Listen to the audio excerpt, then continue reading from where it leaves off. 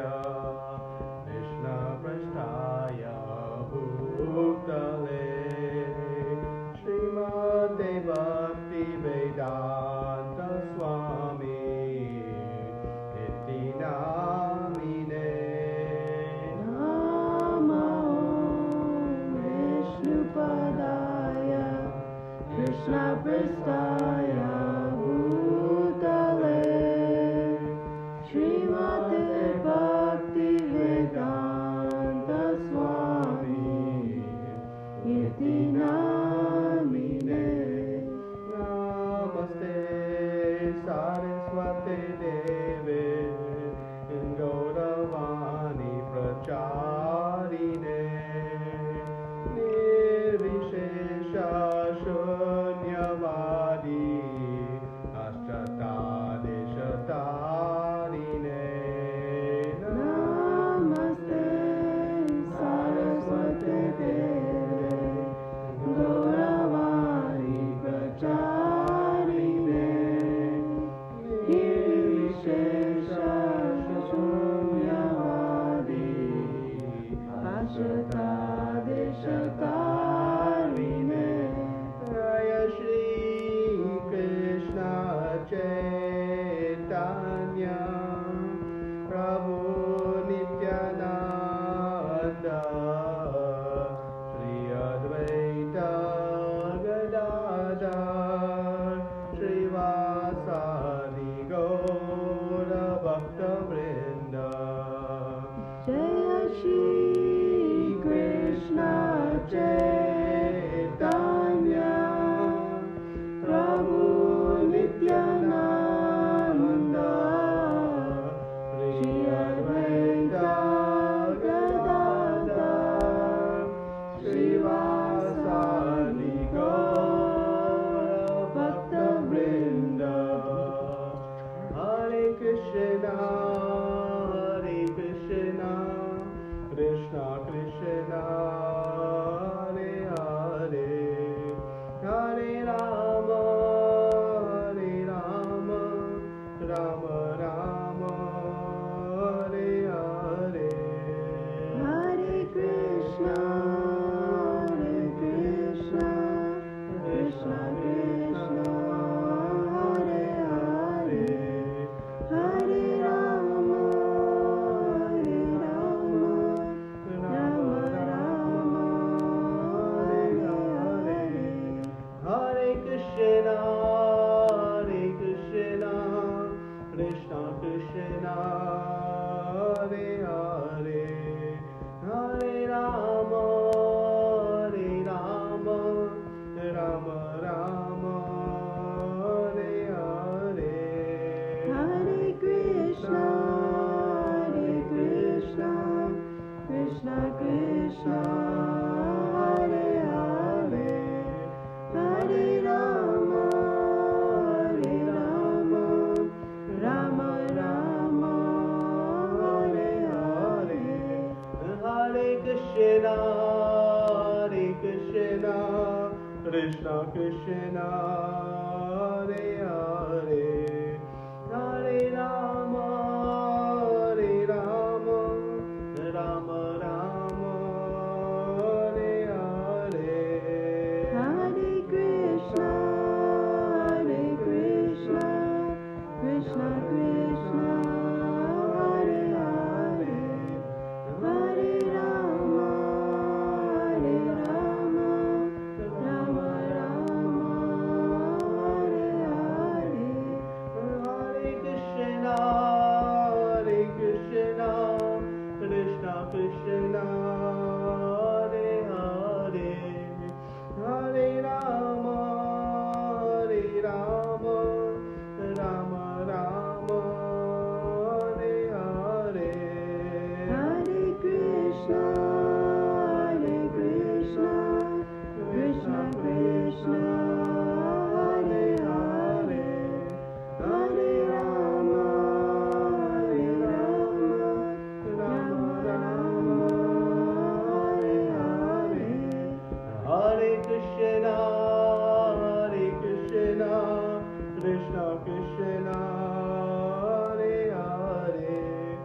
Hare Rama, Rama Rama, Hare Hare. Hare Krishna, Krishna Krishna, Hare Hare, Hare Rama, Rama Rama, Hare Hare. Hare Krishna, Krishna Krishna, Hare Hare, Hare Rama, Rama Rama, Hare Hare. Hare Krishna, Krishna Krishna, Hare Hare, Hare Rama, Rama Rama, Hare Hare. Hare Krishna, Krishna Krishna, Hare Hare, Hare Rama, Rama Rama, Hare Hare. Hare Krishna, Krishna Krishna, Hare Hare, Hare Rama, Rama Rama, Hare Hare. Hare Krishna, Krishna Krishna, Hare Hare, Hare Rama, Rama Rama, Hare Hare. Hare Krishna, Krishna Krishna, Hare Hare, Hare Rama, Rama Rama, Hare Hare. Hare Krishna, Krishna Krishna, Hare Hare, Hare Rama, Rama Rama, Hare Hare. Hare Krishna, Krishna Krishna, Hare Hare, Hare Rama, Rama Rama, Hare Hare. Jaya Prabhupada, Jaya Prabhupada, Jaya Prabhupada, Jaya Prabhupada. Jaya Prabhupada, Jaya Prabhupada, Jaya Prabhupada, Jaya Prabhupada. Jai Gaur Hari Bol, Anantakoti Vaishnavinda. Jai.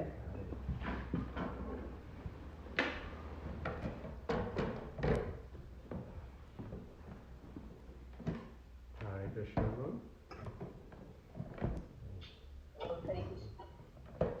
Welcome to this Thursday discussion today on Chaitaniya Caritamrita. Om Namo Bhagavate Vasudevaya. Om Namo Bhagavate Vasudevaya. Om Namo Bhagavate Vasudevaya. Om Namo Bhagavate Vasudevaya. Om Namo Bhagavate Vasudevaya. Om Namo Bhagavate Vasudevaya. Om Jnana Timirandasya Jnananjana Shalakaya Chakshudum Militam Yena Tasmai Shri Gurave Namaha.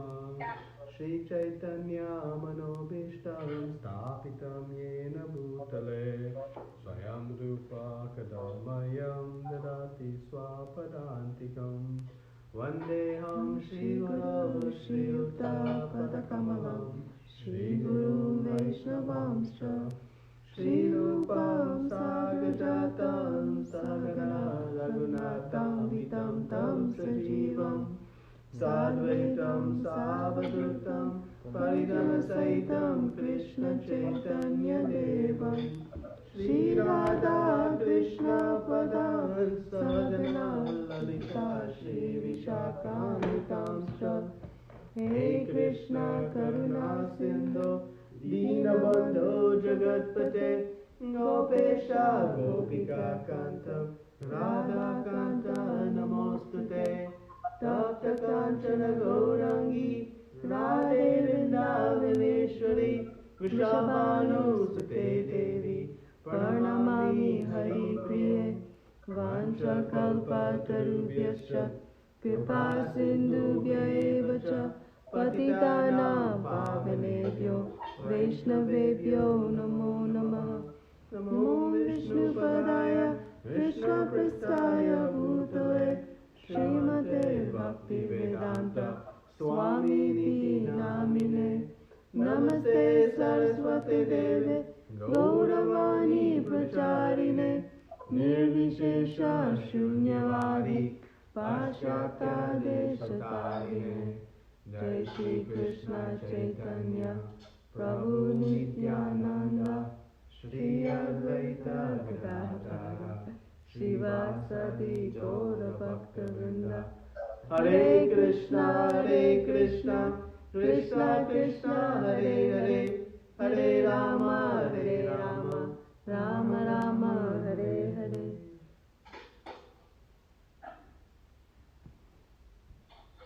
Hare Krishna. So, welcome to this discussion of Sri Chaitanya Caritamrita. So today we'll be discussing the verses from chapter 16. And the title of the chapter is The Lord's Attempt to Go to Vrindavan. So we'll just chant the invocation prayer before beginning. Jaya Jaya Shri Chaitanya Jaya Nityananda Jaya Jaya Shri Chaitanya Jaya Nityananda Jaya Advaita Chandra Jaya Gaura Bhakta Vrinda Chandra Jaya Gaura Bhakta Vrinda Jaya Jaya Shri Chaitanya Jaya Nityananda Jaya Jaya Shri Chaitanya Jaya Nityananda Jaya Advaita Chandra Jaya Gaura Bhakta Vrinda Jaya Advaita Chandra Jaya Gaura Bhakta Vrinda Jaya Jaya Shri Chaitanya Jaya Nityananda Jaya Advaita Shri Chaitanya Jaya Nityananda Jaya Advaita Chandra Jaya Gaura Bhakta Vrinda Jaya Advaita Chandra Jaya Gaura Bhakta Vrinda. Hare Krishna. So, just last time we discussed the glorious pastime of Sarvabhauma Bhattacharya offering prashadam to Chaitanya Mahaprabhu. And we had many nice discussion points, but just a brief summary. Chaitanya Mahaprabhu was asked a question about the duties of a grahastha. And someone go on mute. It's a little bit of background noise.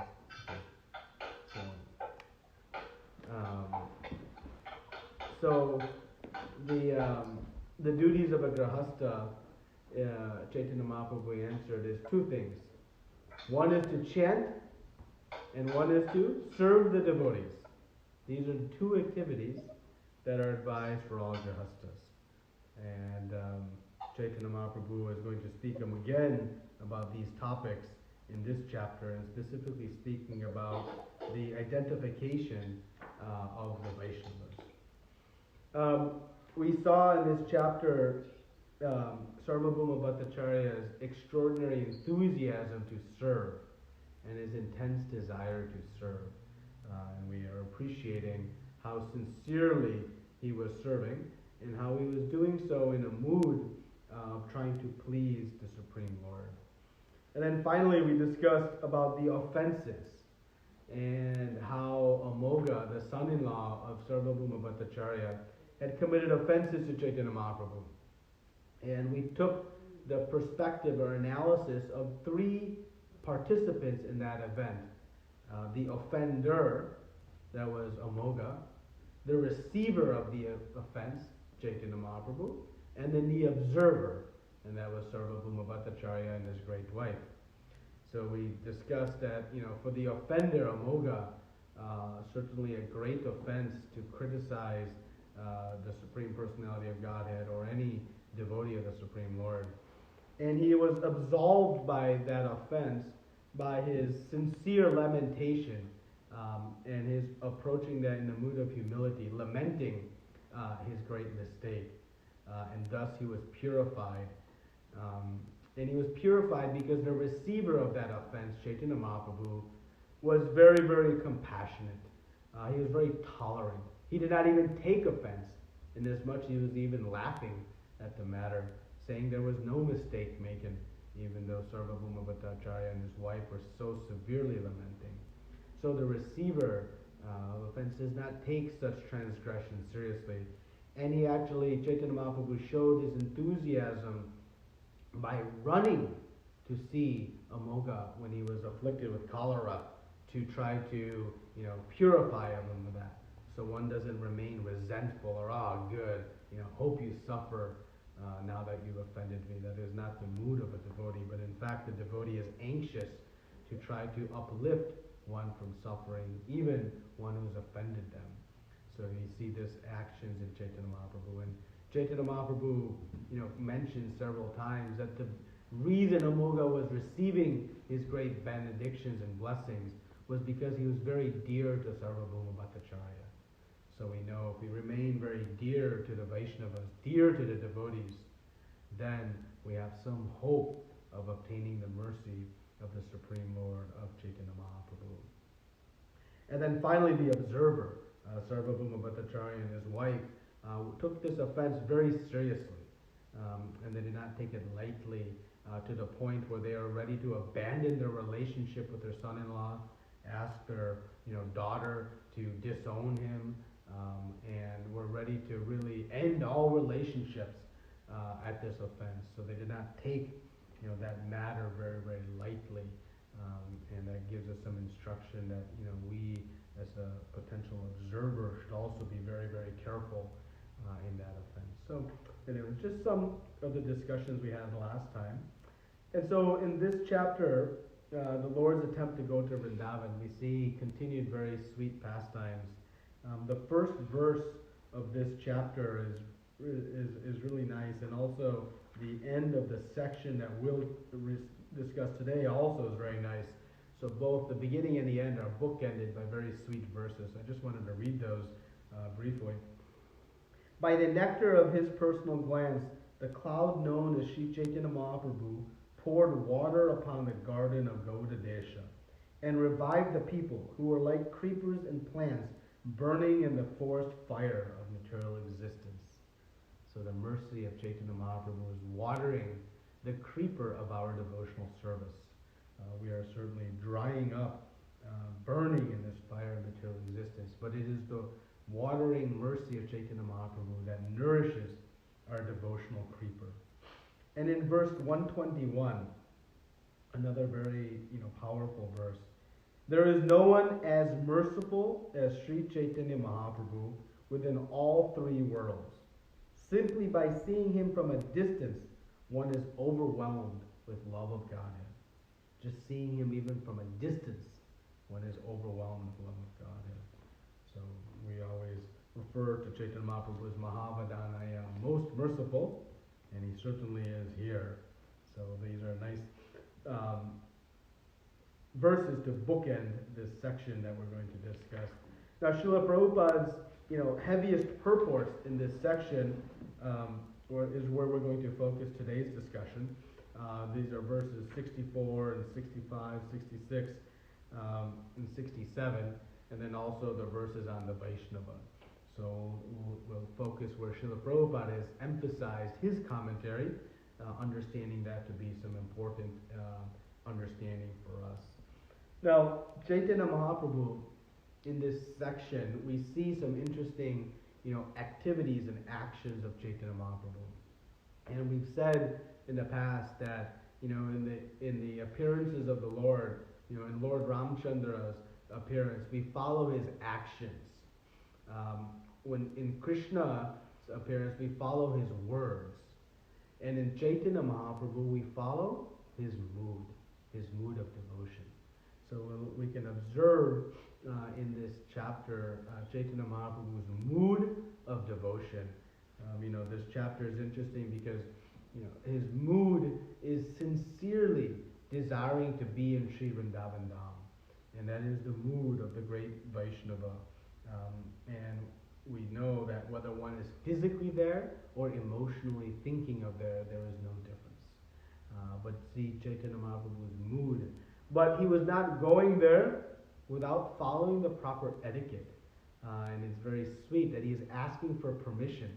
And though he is being tricked by the love, not the duplicity, but the love of Ramananda Roy and Sarvabhauma Bhattacharya, he is remaining in Jagannath Puri for years beyond his desire, but still, after many years, still he is asking for permission. And we see this very sweet mood. We know he went to Jagannath Puri under the order of his mother.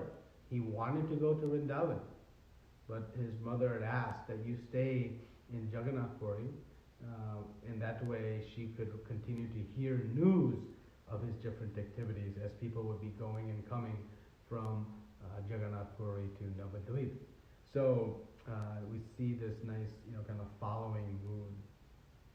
The other comment I wanted to make before we read verse number 64 is we see a very, sweet exchange between King Prataparudra and Chaitanya Mahaprabhu in this section. We know that that King Prataparudra was extraordinarily desirous to have association with Chaitanya Mahaprabhu, to have his blessings, and Chaitanya Mahaprabhu flatly refused. He said that a sannyasi does not engage in worldly affairs, does not meet with kings, and so many attempts were made by very close, intimate associates of Chaitanya Mahaprabhu to see if they could facilitate an introduction. But all of those were failed to the point where Chaitanya Mahaprabhu threatened, if you ask me again, I will leave here. And everyone became very fearful, and King Prataparudra was really lamenting and was ready to end his life. He saw no value in his existence.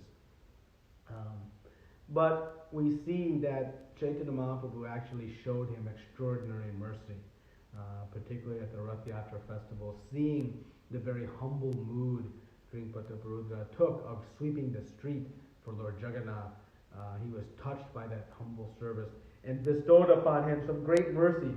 He showed him his very intimate pastime of dancing in all the 7 kirtan groups that very few devotees was able to see, but King Prataparudra was able to see that.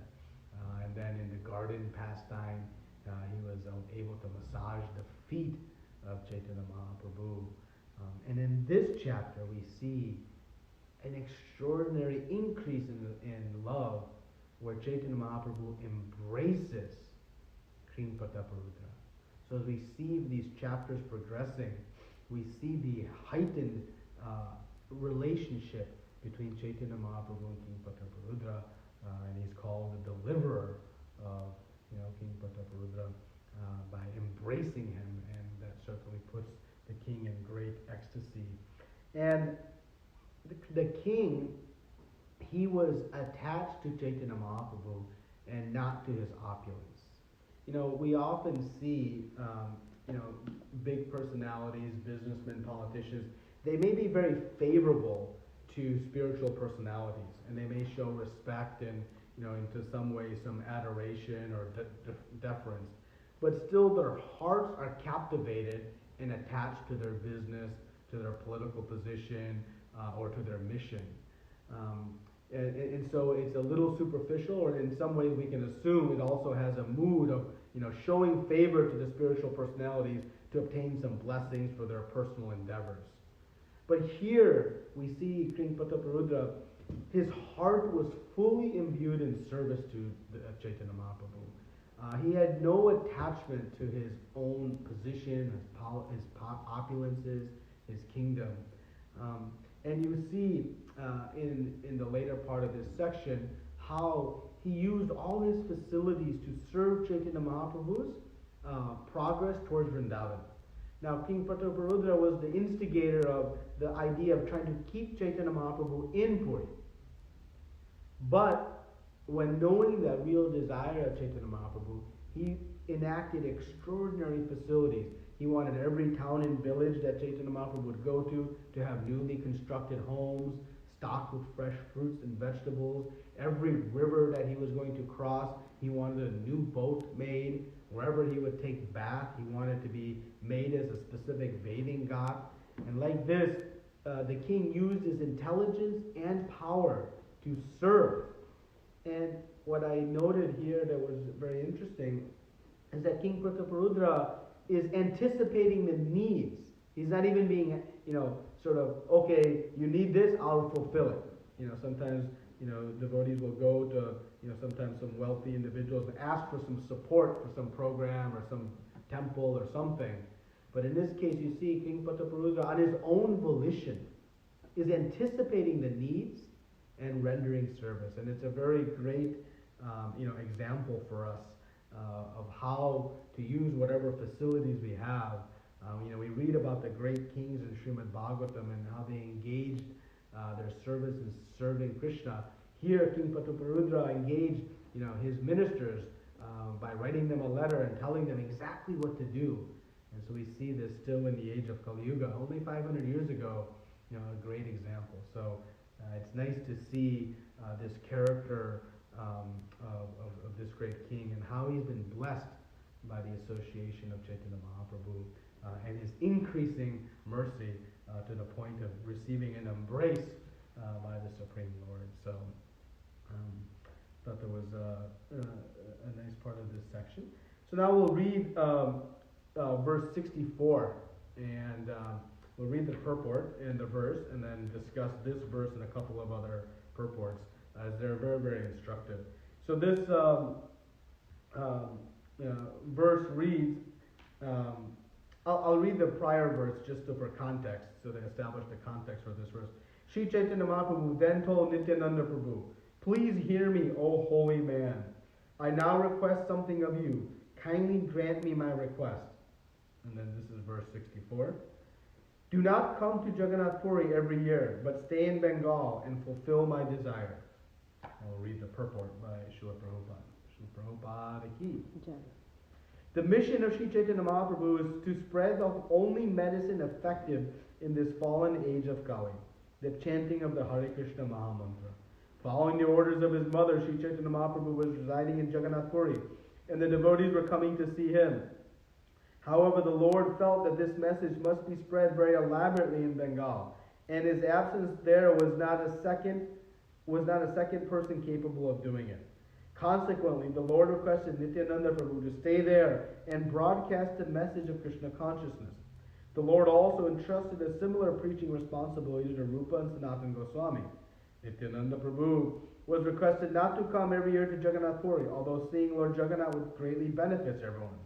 Does this mean that Lord was refusing Nityananda Prabhu a fortunate opportunity? No. One who is a faithful servant of Sri Chaitanya Mahaprabhu must execute his order even if one has to sacrifice going to Jagannath Puri to see Lord Jagannath there. In other words, it is a great fortune to carry out Sri Chaitanya Mahaprabhu's order to satisfy one's senses by seeing Lord Jagannath. Preaching Chaitanya Mahaprabhu's cult throughout the world is more important than staying in Vrindavan or Jagannath Puri for one's own personal satisfaction. Spreading Krishna consciousness is Sri Chaitanya Mahaprabhu's mission. Therefore, his sincere devotees must carry out his desire. Pritivete achayata nagara digam sabata pachara haive moranam. The devotees of Lord Chaitanya must preach Krishna consciousness in every village and town of the world. That will satisfy the Lord. It is not that one should act whimsically for his own personal satisfaction. This order comes down through parampara system, and the spiritual master presents these orders to the disciple so that he can spread the message of Sri Chaitanya Mahaprabhu. It is the duty of every disciple to carry out the order of the bona fide spiritual master and spread Lord Chaitanya's message all over the world. So Chaitanya Mahaprabhu here, on the surface, we may see that Lord Nityananda did not follow the instruction of Chaitanya Mahaprabhu, right? It looks he did not follow the instruction. Now, we have to understand. We know Lord Nityananda is none different than Lord Balaram. And Lord Balaram has only one mission, singular mission, and that is to serve Krishna. And he serves Krishna so perfectly. He serves him so perfectly in all 5 rasas. Shanta rasa, Dasya rasa, Sakya rasa, Vatsalya rasa, and Madhurya rasa.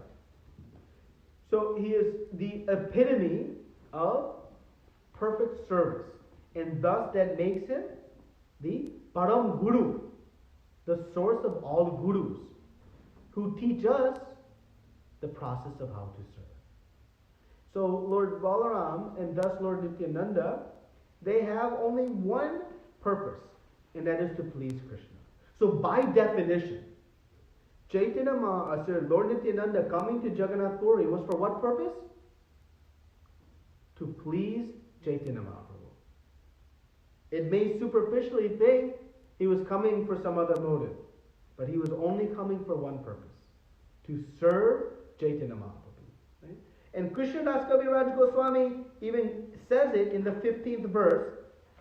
He says,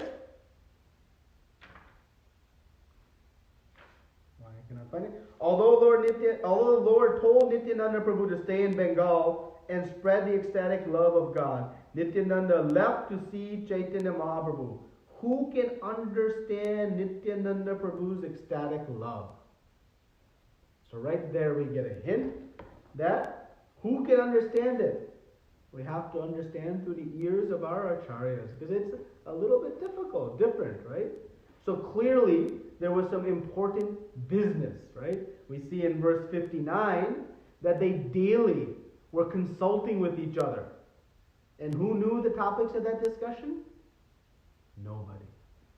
Right? If you read verse 59, Krishnadas Kaviraj Goswami says that Chaitanya Mahaprabhu again consulted with Nityananda Prabhu daily in a solitary place.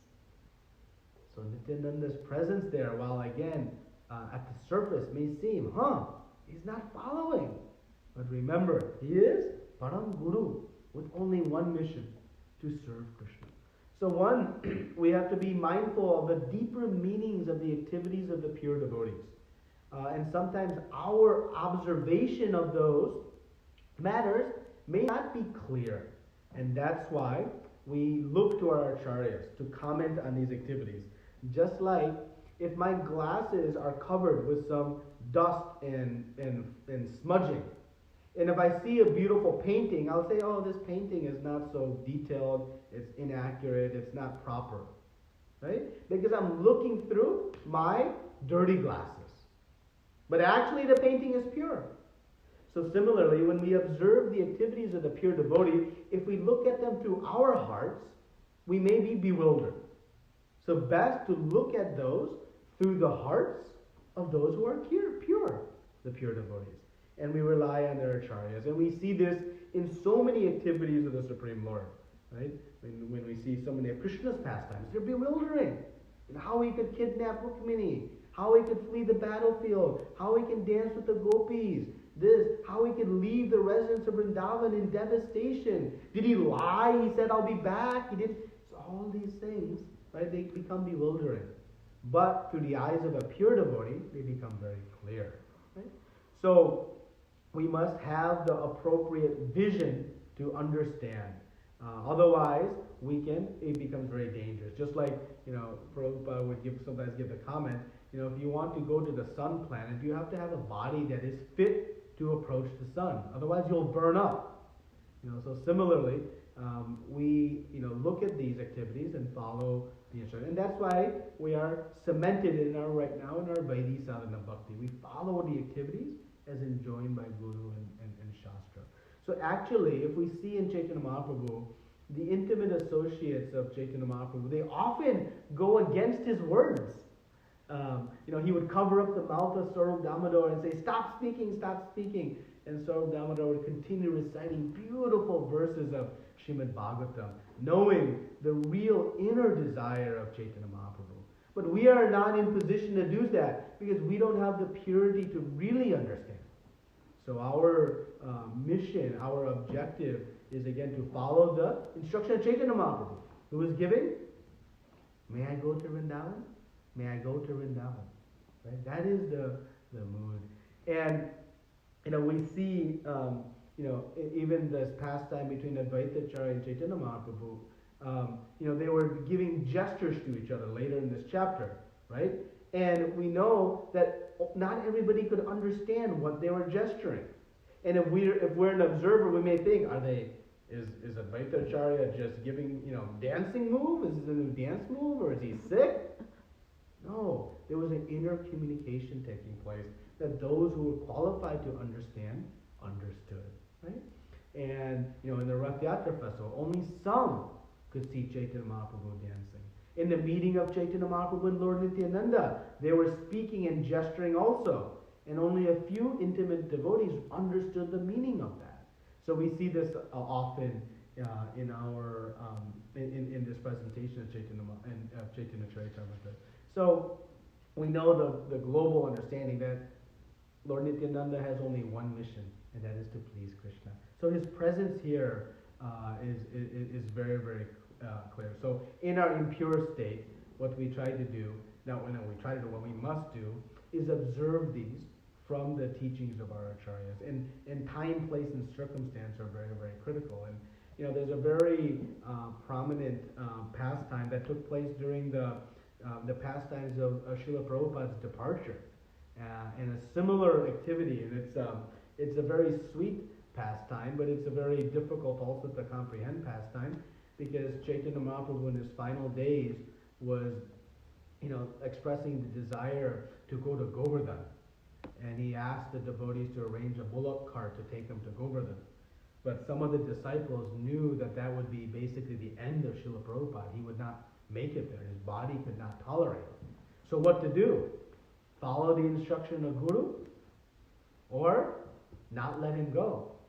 And the nice dialogue takes place, and Prabhupada comments and explains that the disciples really knowing the heart of the spiritual master and their expression out of love, taking a specific action, not out of their own desire, but out of the desire of the spiritual master. So, Lord Nityananda's presence in Jagannath Puri was not to please his own sense gratification. No, it was to please his master, Lord Chaitanya Mahaprabhu. So that is the understanding. So now in the purport, we'll discuss some nice comments Srila Prabhupada is making, and he's emphasizing here the preaching mission we are in. So the opening line of his purport, the mission of Sri Chaitanya Mahaprabhu is to spread the only medicine effective in this fallen age of Kali, the chanting of the Hare Krishna Mahamantra. The world is searching for a medicine right now, searching for a medicine for this disease. But what is the only medicine that's really going to work? It is this chanting of the holy names. It is the real medicine. And so, our mission, while the world is searching for a vaccine, we have it in our hands, actually. And we need to give it out. And so Srila Prabhupada says, one sacrifices one's own desire to serve. And we see this in the example of Srila Prabhupada. He left Vrindavan, where Chaitanya Mahaprabhu was so eager to go. Srila Prabhupada left Vrindavan at his retirement age and came to New York City and began to spread. And so here again, one sacrifices one's own desire for the good of what Krishna wants. And that's what Lord Nityananda was doing. So this preaching mission is the essence. And our pain in this shutdown state that we are in, should not be missing our freedom to move here and there, or even to associate amongst each other. Our real pain should be our inability to go out and spread this message to the masses, to others. That should be what we miss, and we can try to inculcate. Yes, of course, we miss the sadhu sangha, we miss the Sunday feast, we miss those things. But really, what we should miss, we see inspired by this purport, that it is the mission of all of us to go out and spread the mercy of Chaitanya Mahaprabhu. Because that is what can really water the creeper of devotional service. Give relief to the fiery existence of this material world, which we're all experiencing right now. It's very clear. So this is what we can aspire to miss, not our own experiences even in devotional service, but this opportunity to preach. That is what can burn us. And Srila Prabhupada says in this purport that it is not that one should act whimsically for one's own personal satisfaction. And in the activities of Srila Prabhupada, Srila Prabhupada, the disciples would be with Srila Prabhupada, and they were in heaven.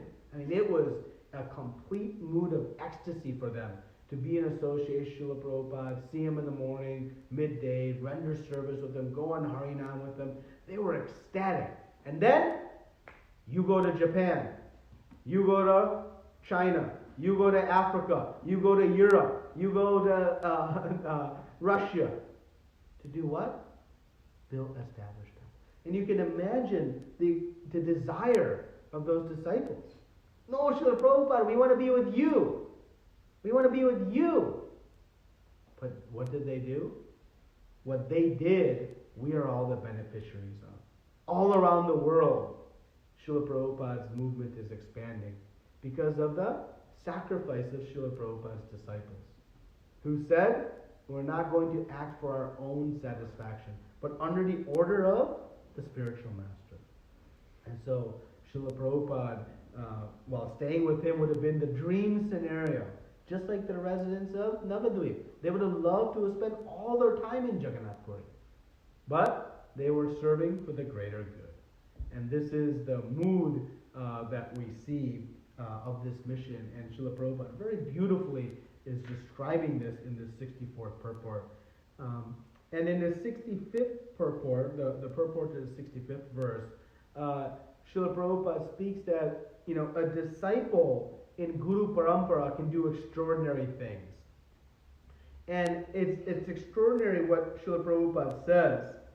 And this is the first line of the second paragraph of verse 65.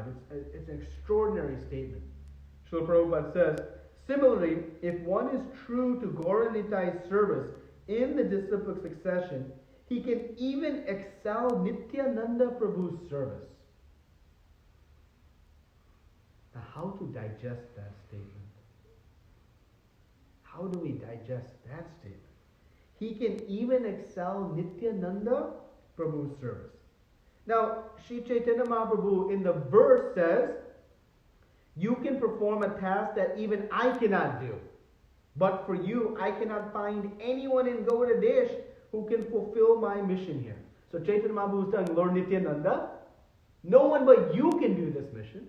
And Srila Prabhupada is saying, one can even excel that. Now, how does this happen? Well, Srila Prabhupada gives a beautiful and exquisite purport in this verse that's worth reading over and over and over again. Because he gives the potency of that power, the source of that power, the source of that potency. It is not one's ability, but it is the ability coming from Chaitanya Mahaprabhu through Guru Parampara. That is what empowers one. And so they know who is the doer, who is enabling. Right? And so humility is the source of preaching power. And the point that Srila Prabhupada says is that by being a servant of Nityananda Prabhu, one can do this. So in the next sentence, Nityananda Prabhu delivered Jagai and Madai, but a servant of Nityananda Prabhu, by his grace, can deliver many thousands of Jagai and Madai. So now where is Srila Prabhupada giving the credit to excel in Lord Nityananda's service? Right back to Lord Nityananda. He says, but a servant of Nityananda, then he says, by his grace. Not by, my ability. No, by his grace. One can deliver. And did Prabhupada deliver thousands of Jagai and Madhyas? Maybe millions. So many. Right? So the devotee never thinks that they did it. They always know that the real power, the real potency of spreading the message of Chaitanya Mahaprabhu comes not from one's own ability, but from the mercy of Chaitanya Mahaprabhu through Guru Parampara. And Srila Prabhupada in Chaitanya Caritamrita specifically repeats this message over and over again from Adi Lila to Antya Lila. You'll see this comment that the potency to spread this message is being done by the empowerment of Chaitanya Mahaprabhu. And of course, through Lord Nityananda. So we see a very beautiful mood in this purport. There are many other aspects to the purport of 65, but we'll carry on. But this is an important consciousness for us to try to develop, to acquire some ability to serve in Chaitanya Mahaprabhu's mission. Because factually, we are a very tiny, insignificant speck with such limited and minuscule ability.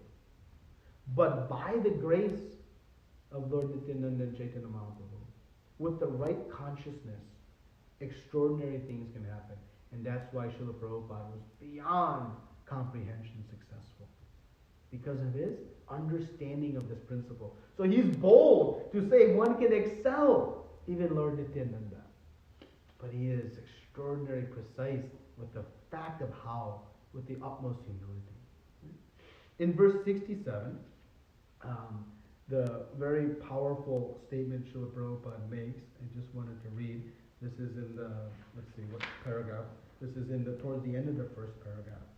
He says, if he follows the instruction of the Supreme Personality of Godhead, the living entity, even though an insignificant creature, can perform the most difficult tasks by the Lord's grace.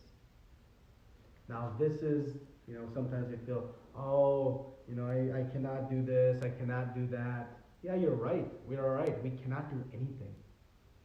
But the Supreme Lord can make it happen. And so we do our small part. But if you follow the instructions, the living entity, though insignificant, can do the most difficult of tasks. This is another post-it note-worthy statement. Whenever we are feeling maybe a little incapable, or I cannot do this, I cannot do that, if we just read back to this sentence and remember, if I follow the instructions, the power comes in the instruction, not in the whimsical heart and mind of the individual. It is descending. The power to do is descending from the Supreme Lord. All we have to do is grab it. If we think we have it within, it becomes very, very difficult. The rest of this purport also is very, very sweet and full of some nice instructions, but we'll continue on in the interest of time. In verse 66, Lord Nityananda shows the nice mood of how one sees themselves in the hands of the Supreme Lord.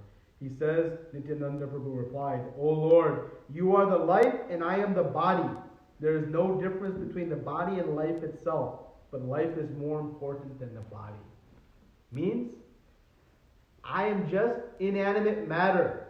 I cannot even move. We know the body without the life force has nothing. Who is the life force of Lord Nityananda? It is Chaitanya Mahaprabhu. Right? My brother is named Nitai Jivan, the life of Nitai. Right? So, this mood we see Krishnadas Kaviraj Goswami says in the end of Chaitanya Caritamrita. He is writing this, he is just a wooden doll. A wooden doll cannot move unless somebody moves it. So, who is that somebody? It is Lord Nityananda and his Guru and Guru Parampara that is allowing him to write. So the mood one takes is that, yes, we are some small agent in this preaching service, but it is really done with a great mood of humility that allows one to accomplish extraordinary things. So in the next section of verses we'll discuss is just a little bit about the classes of Vaishnavas. So in the 72nd verse and 75th verse, we'll just summarize, the devotees of the Lord, the different types of Vaishnavas, and we see a nectar of instruction and a nectar of devotion. Srila Rupa Goswami is explaining the details, the intricate details of the Kanishta Adhikari, the Madhyama Adhikari, and the Uttama Adhikari. And here Chaitanya Mahaprabhu is given in Srila Prabhupada in the purports is summarizing all of that very nicely. And the Madhyama Adhikari, the advanced devotee, is constantly engaged in chanting of the holy names of the Lord. And the topmost devotee of the Lord, the Uttama Adhikari, they have these extraordinary qualities that are being described here. And Srila Prabhupada uses, the meeting was ended. So, just technical difficulty. So we'll just go. What's that?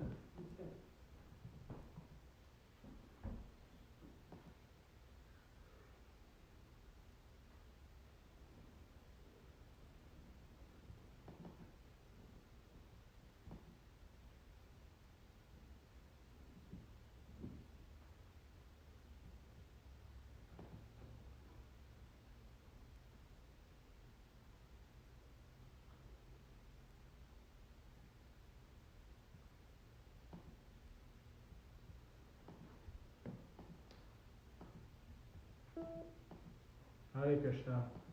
Sorry, not sure what happened. Okay, so we'll just carry on. So the topmost devotee, the Mahabhagavat, they have these extraordinary qualities. Srila Prabhupada says, a touchstone, its value is observed when it can turn iron into gold. And so the pure devotee can be observed by their ability to transform the most sinful of fallen into a pure devotee. We certainly saw that in the activities of Srila Prabhupada. And Prabhupada talks about action is the proof, not anything else superficially.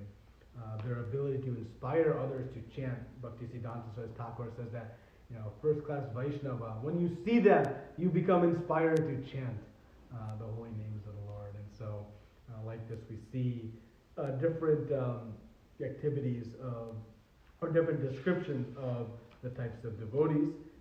And of course, our position is to offer our obeisances to the Madhyama Adhikari and render service to both the Madhyama Adhikari and the Uttama Adhikari devotees, and guide us in the process of devotional service.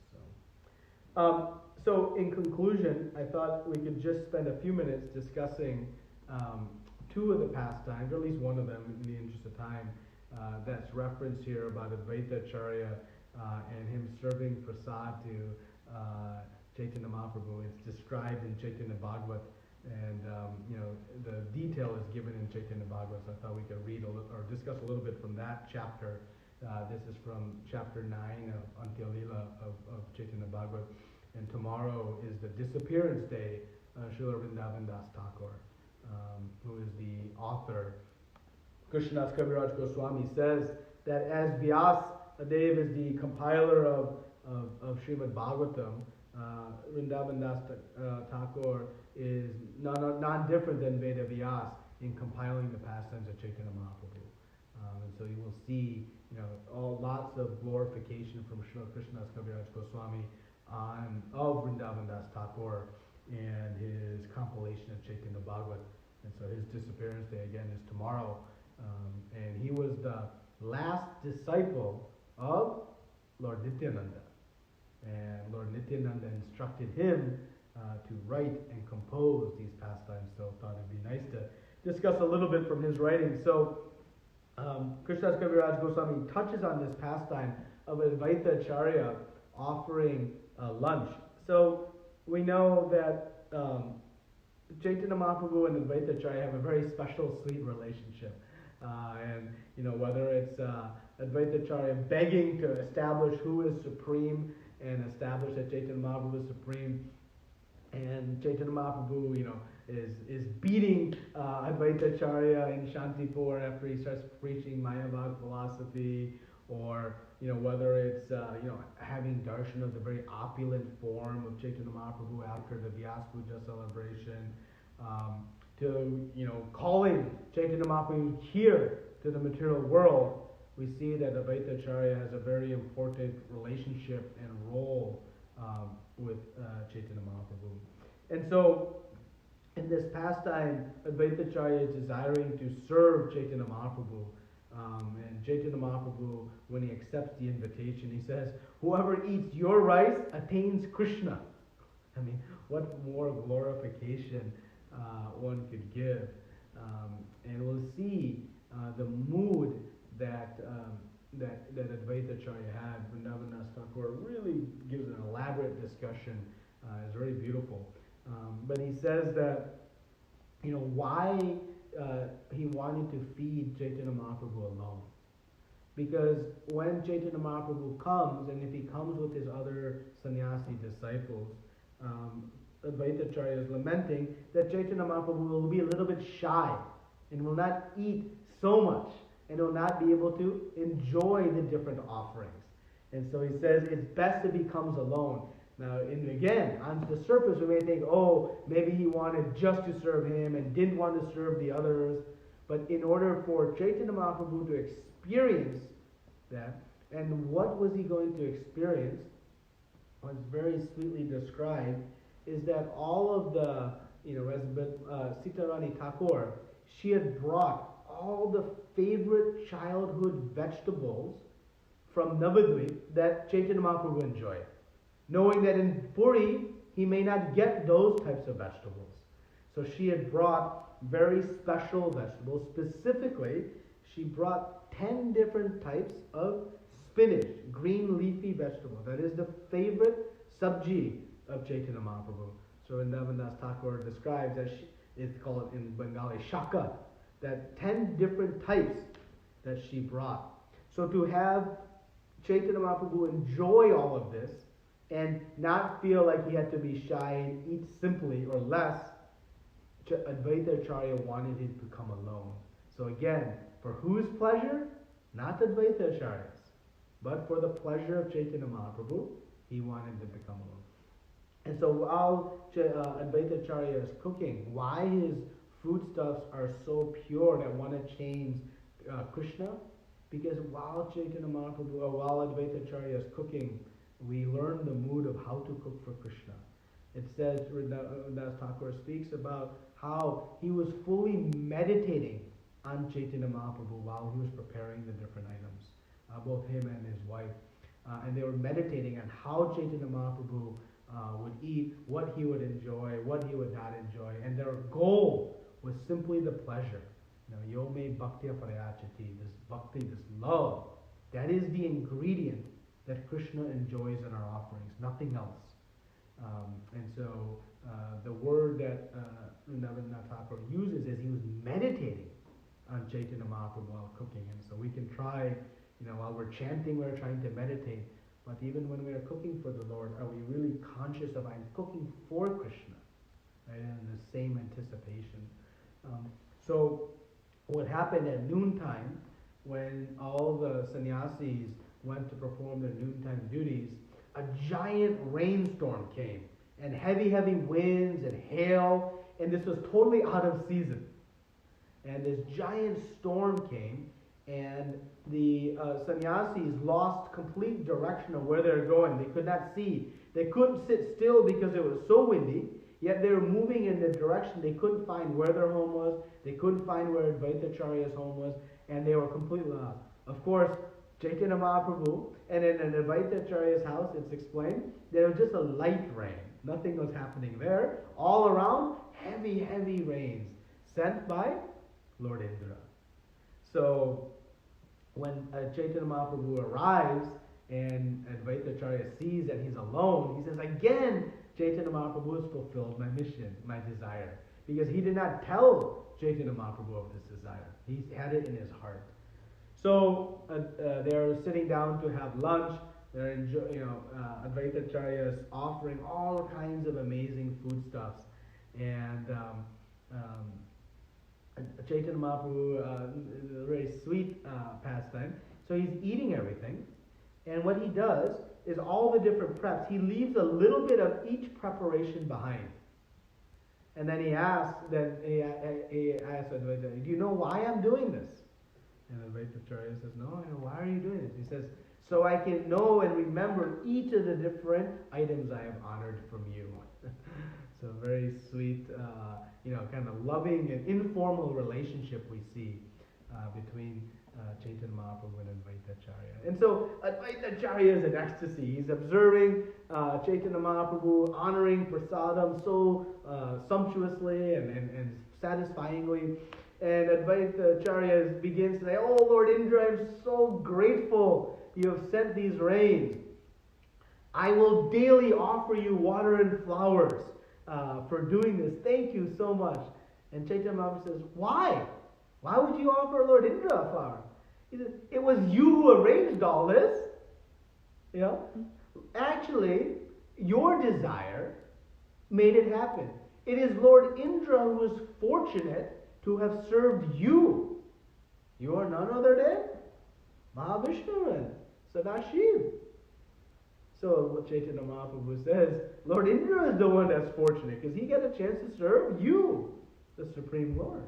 So this sweet exchange is happening.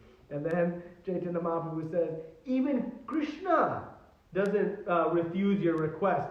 You're able to make him appear anywhere. Of course, Chaitanya Mahaprabhu came as Krishna by the request of Advaita Acharya. So these very sweet description of this pastime is given in Chaitanya Bhagavata and very, very nice. The other, I'll just spend 2 minutes on, was the pastime of Pundarik Vidyadidi.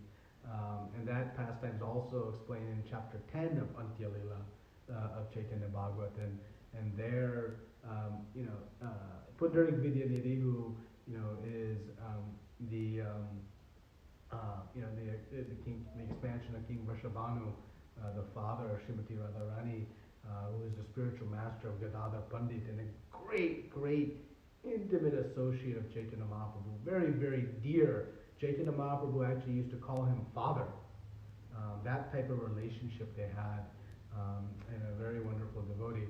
And so Pundarik Vidyanidhi was performing, went to Jagannath temple during this festival. And this festival takes place at the beginning of winter. So the beginning of winter, and for about 4 months, 3.5 months, Lord Jagannath wears winter clothes.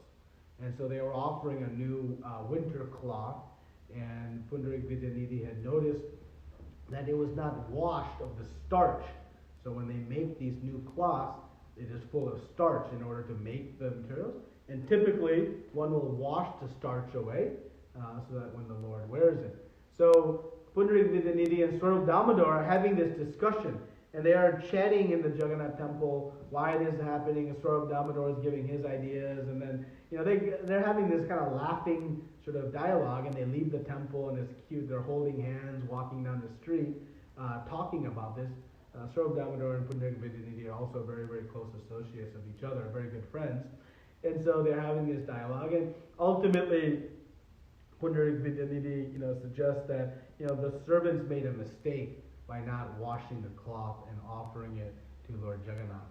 So, that night in the dream, Lord Jagannath and Lord Balaram come into the dream of Pundarik Vidyanidhi, and they start beating him, and Vrindavan Das Thakur says for 48 minutes they were slapping him on the face and slapping, and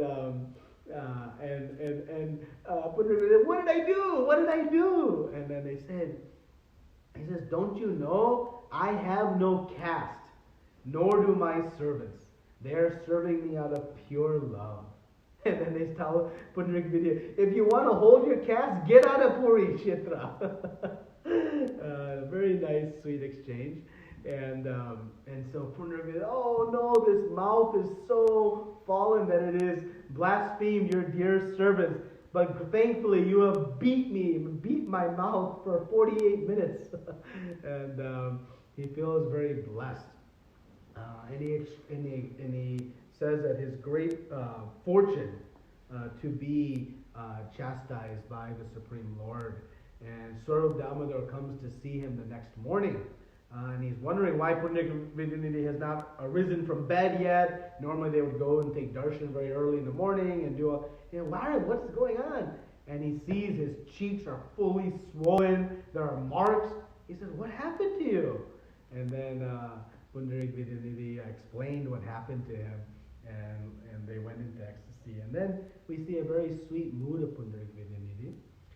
He clearly received extraordinary mercy from Lord Jagannath and Balaram, but he did not leave the house until those symptoms subsided, because he did not want to obtain any fame or adoration, thinking, oh wow, you must be very dear to Lord Jagannath that he personally came in your dreams like this. And so he stays back, and actually that ends that chapter of chapter 10 of Antya-lila. So nice pastime of Pundarik Vidyanidhi and the starched cloth. So whatever Krishna desires, we know he gets. So anyways, this is a little bit about the first 122 verses everyone has read. 122. So lots of wonderful pastimes. More we can discuss, but we'll save it for next time and maybe read the next 100 or so verses. So thank you very much. Srila Prabhupada ki jai. Ananta Koti Vaishnava Vrinda ki jai. Any comments or discussion we can have?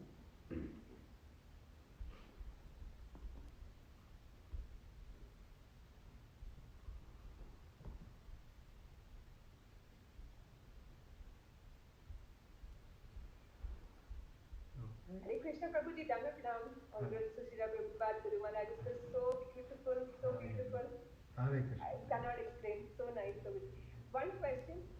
When we were talking about the pastime of when Chaitanya Mahaprabhu comes in that stormy condition to Advaita Acharya Prabhu's house. Now, and you said that Advaita Acharya had the desire for him to come, but he did not know that he would be coming alone. So, what was the plan earlier? Was it that because Sitaram Chakrani and they had already prepared all these things, right?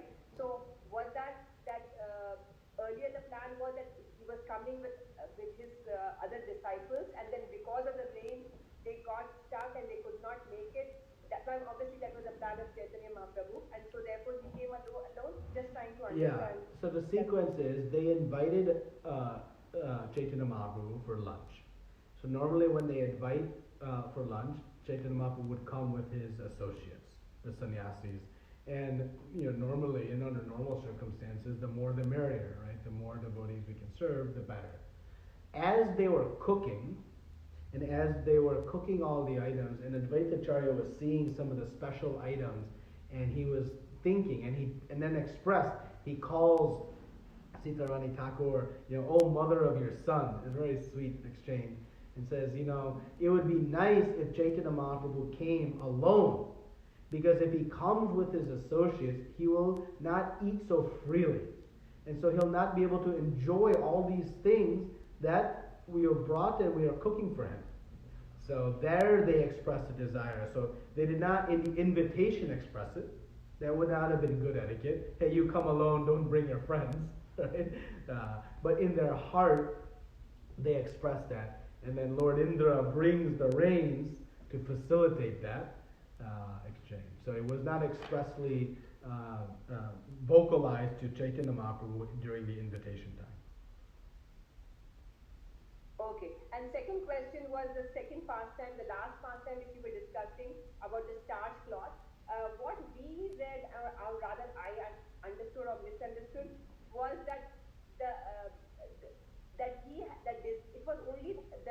the mind or the thought of Pundarika Vidyanidhi that, why the starch cloth has been offered to him, it should have been washed. So according to what I thought was, there was no direct conversation happening with Swarup Damodar that this should have happened or that not. And the very thought itself was so opposing that he was finally obviously given the great benediction of all the... Yeah, he had the thought, but then again in Chaitanya Bhagavat it's explained the conversation he had with Swarup Damodar. So they have a very elaborate discussion on this and different sides of vision and angles of, and Swarup Damodar says they are serving according to their ways. You don't understand how they serve, so this must be right according to desire. Lord Jagannath is the controller. He would only receive cloth as how he wants it. So there's this discussion between them, and then Pundarik Vidyanidhi expresses but still I think the servants made a mistake like that. So it's a dialogue that takes place. It was a private dialogue between the two of them, but that is given in Chaitanya Bhagavat. Yeah, thank you, Prabhuji. Yeah, that part we missed here. Yeah, because only the summary he gives. Yeah. Thank you, Prabhuji. So nice. Thank Hare you so Krishna. much. Hare Hare Krishna. Krishna.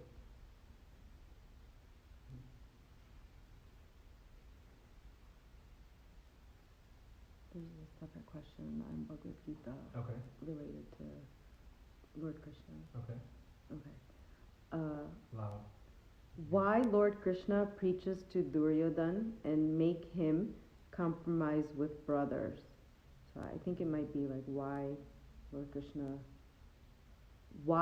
Krishna preaches to Duryodhan and make him compromise with brothers. I don't understand. I think he was trying to say why Lord Krishna didn't preach to Duryodhan to try to make him compromise. He did. He went there personally to try to reach a settlement, and Duryodhan refused, and that's when he shows him his partial universal form. So he tried, but one has to also be willing to hear. So that's why. Okay. And when Sri Draupadi Vrasta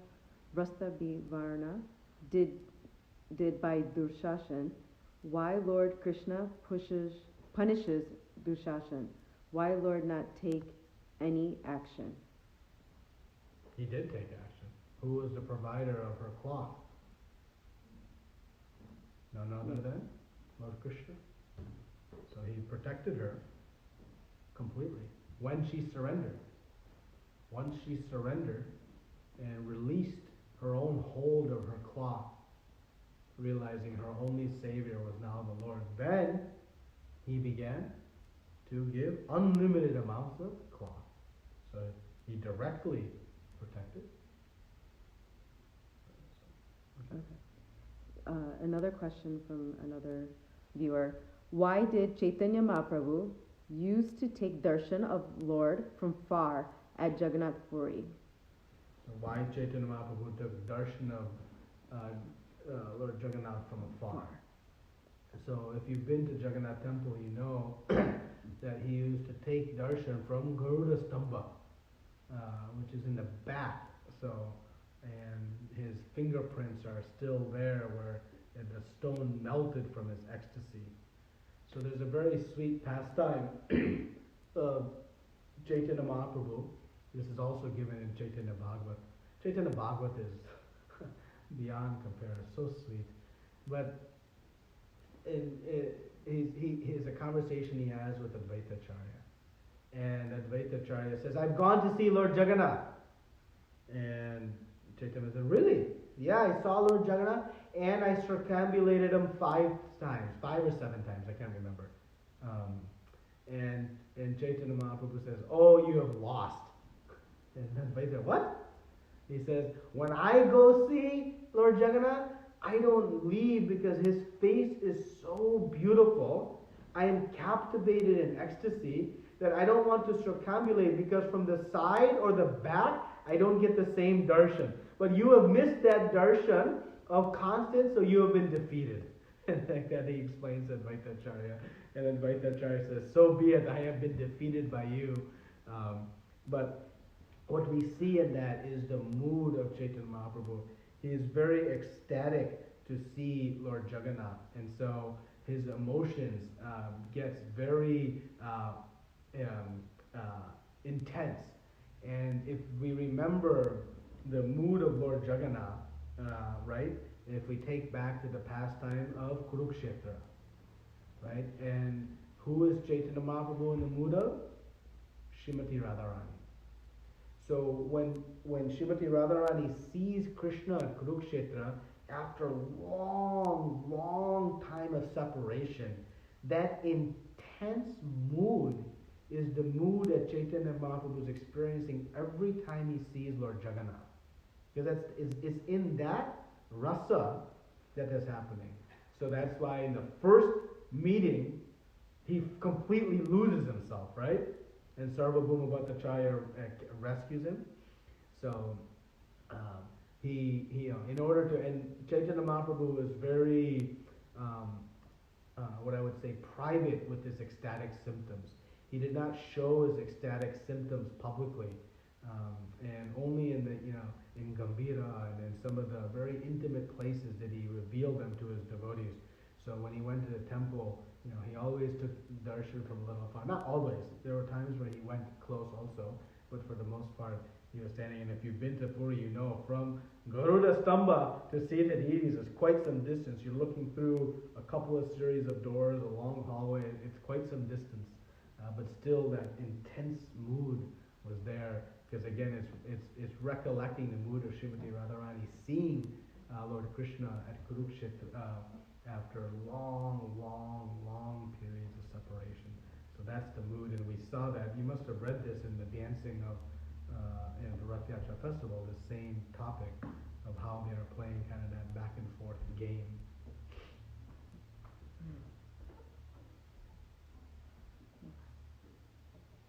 Any other questions or comments? Okay. No, thank you very much. Thank you for the opportunity, and we'll discuss again next week. Srila Prabhupada ki jai. Ananta Koti Vaishnava Vrinda.